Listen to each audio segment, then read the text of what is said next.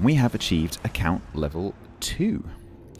And this is because we accumulated 150 experience points, which is the boundary between 1 and 2. And level 2 gives you access to the tech trees, which is where you can see the progression of the ships through the tiers and all the different nations. And also the modules for the ships, which is like the upgrades. Although upgrades and modules are two different things, and people tend to use the two words interchangeably, they're actually two different things, and I'll explain the difference. But if you hear someone say module or upgrade, don't assume that they're using the right word, because quite often people don't use the right word. Basically, though, modules are researchable parts of the main parts of the ship, like the hull, the guns, the engines, whereas upgrades are additional components you can add to the ship for credits, which allow you to change the characteristics of the ship, like gun rotation speed and concealment distance. At account level 2, we haven't unlocked upgrades yet, so you only have to worry about modules for now. We also get 500,000 credits, which at this tier is actually quite a lot of money, so that's good. We can spend that on stuff, and you need credits to buy the extra bits for the ships, and you need it to buy new ships. You also need it to buy things like camouflages and signal flags later on when we unlock those. It also tells us when we get to level 3, we'll unlock random battles, which is where we can play against human players. And as a beginner, that would be with protective matchmaking, so we'd be playing against other beginners. If we want to, we can go to the service record here and we can see where we are. So we've done number 1, here we are number 2, and then if I go to number 3, that shows us what we'll get next when we accumulate 600 XP this time. You'll also notice here, this is my account level, so when you get further into the game, you'll notice that almost every player has 15 here that you'll come across, because everyone's gone through this tutorial level system. You'll also notice there's a little superscript 0 here, which is my karma. So as you go through the game, other players can compliment you or report you based on your behavior on various things. And generally, if you play well and you're a nice person, your karma will gradually go up.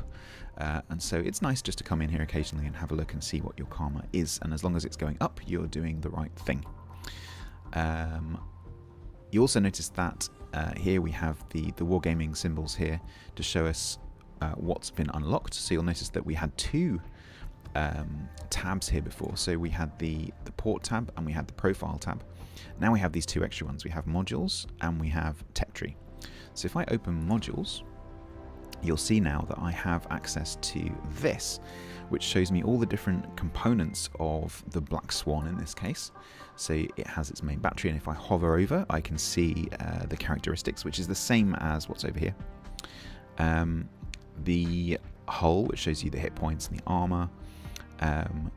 The gun system, which shows you the range and the fire chance and things like that. And then the engine, which just shows you how fast you can go. It also shows you the amount of XP you have against the ship, which is the same as the figure here. And then it shows you the next tier. So this is the next ship up. I'll show you what this looks like in the tech tree in a second. And it shows you the cost. So that costs 350 experience earned against this ship. So this is the tier 1, this is the tier 2, and this is how much experience we need. We currently have 183. So I need to get from 183 up to 350, and then I can buy the Weymouth with, or I can research the Weymouth with experience, and I can then buy the Weymouth using credits. So you research with experience, and then you purchase with credits. Also here you can see, this is one of the things we just unlocked. This is the modules. So modules go here, upgrades go down here eventually. We haven't unlocked that yet. Modules, upgrades, modules, upgrades. But people do use those 2 terms independently, so don't worry, or interchangeably, so don't worry about it too much. Green shows that we have enough experience to research that.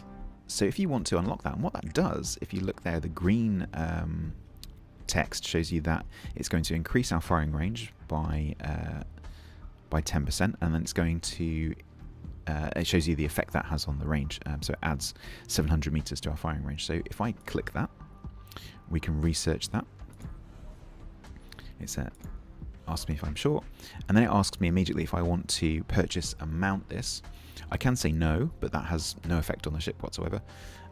If I want to actually mount this, then I say yes. You hear the cash register. Our credits goes down, and I now have this mounted. And you'll notice this little yellow tick here, which says that that's the one I have mounted. I can, if I want to, change back. Usually there's no reason why you would do that on most ships. Some ships have A hulls and B hulls which have different characteristics, and so you might want to switch between them, but generally speaking, once you've upgraded and you've mounted the upgraded module, then you will probably want to stick with it. Sometimes there are 3 in a chain, sometimes there are quite complicated arrows going between the different modules to show you what the research path is. Other ones are very simple. And then ultimately we want to accumulate, so now I only have 83 XP because I've spent some, so now I want to try and get from 83 up to 350 so that I can unlock the Weymouth. Did you remember that on the Black Swan this was green? So on the Hermelin here, this is 100 XP, but we don't have any XP yet on this ship because we haven't played it, so this is just monochrome, which shows that we can't research that yet because we don't have enough XP. Later on you'll be able to use free XP to research things which you don't have ship XP to spend, but I'll explain that when we get there because that sounds a bit complicated right now. And all the ships have this, at tier 1, have the same format where it's 4 starting modules and then there's 1 that you can upgrade, which is the gun range. The other thing which you unlock is at account level 2 is the tech tree. So let me go in and show you the tech tree. So it starts on whichever nation you had selected. So I was in the UK. So these are all the UK ships which you can research and buy. So you'll notice there's quite a lot. So you start with a cruiser because all the beginning ships are cruisers. And then you can progress down the cruiser line. When you get to tier 2, when you've researched the Weymouth, that then unlocks the path to get to the British destroyers, which at time of recording this video have just been released into the game because new lines. So this is called a line. So all of these are a nation, and then these vertical things are lines: battleships, cruisers, destroyers, and so on. Some nations have multiple lines of the same type. So some, like the Japanese, for example, have 2 lines of destroyers. So you can work your way down here, go Black Swan, Weymouth, Caledon, Danai, and so on. And then when you get to tier 3 here, you notice there's a little arrow there which says that I can either progress down this way. I can go Caledon, Danai and get the tier 4 cruiser, or I can go Caledon, Bellerophon, and I can go sideways to the tier 3 battleship. Remember, double lines as battleships. Okay. You can do both, but you need to get enough experience on the Caledon to go both this way and this way. And which way you go and which lines you unlock is kind of up to you as a player. Whether you like the idea of battleships or cruisers or destroyers will determine which way you go. And as a beginner player, you should try all of them and see which one appeals to you. But the cruisers are the best ships to learn the game in, I think. Although the battleships are quite forgiving. Destroyers have the steepest learning curve for beginners, so you might like to stick to cruisers and battleships to begin with. Also down here you'll see these orange ones, gold ones. They are premium ships, so these are ships which you can buy either in the premium shop on the website or in the game with doubloons, so we don't have any doubloons at the moment. But you can buy these with doubloons. There are also other premium ships which you can buy with experience. This will be free experience. On the side here I can change nations and I can see the other nations. So here you can see I was talking about the Japanese have 2 lines of destroyers. So there's the beginning of the line here and then it splits, and you have this double line of destroyers which have different characteristics, from more sneaky destroyer boats in this line to more aggressive gunboats in this line, generally speaking.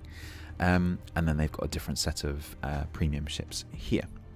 I'll go into premium a little bit later, I think. And then you can go through and have a look at some of the nations. These are the main nations. And then towards the bottom here, you start to get into nations which don't have full lines yet. So the Pan-Asians start with a cruiser because everything starts with a cruiser. But then they only at the moment have a destroyer line. Eventually there will be a Pan-Asian cruiser line and a Pan-Asian battleship line and so on. There are some nations which don't have any credits ships yet. They only have premium, so Italy, Commonwealth, and by the time you watch this, it's possible that these will have been amalgamated into a European nation, So this kind of changes all the time, so don't pay attention to what these are specifically because they do change. But the ships will still be there somewhere. Poland, for example, only has one ship at the moment, but that is going to change very soon and may already be in the game by the time you watch this. Some nations, like Japan, for example, have aircraft carriers. Now, at the time of recording, there's actually a major change going through with aircraft carriers, and by the time you watch this again, this may have already happened. So the play style of carriers is changing massively, and so I'm not really going to pay much attention to carriers as we go through because they're a very specialist ship type at the moment, and I can't show you the gameplay at the moment anyway, so I'll probably do a video to add on that covers carriers. But when you get to tier 4 in some of the lines, so Japan and America, in some of the nations, you can go through the battleships and get to the carriers. So if you want to try that out, please do. But you're kind of on your own until I have a video about the new style of gameplay. I'm not going to cover the current style of gameplay because it's not long for this world. It's going to be taken out very shortly. This crate here with the X1 next to it shows you any rewards that you've had will come up here. So if you've won something, you can just mouse over and it'll pop up and show you what you've won, and then you can even click on that and you can hover over and it will show you where you got that from. So 500,000 credits comes from getting service level 2. And if you've got lots of stuff, there'll be a big box here with lots of stuff in it and you can mouse over. If you click off that and do that twice, it disappears. So make sure you get the information you need before you do that.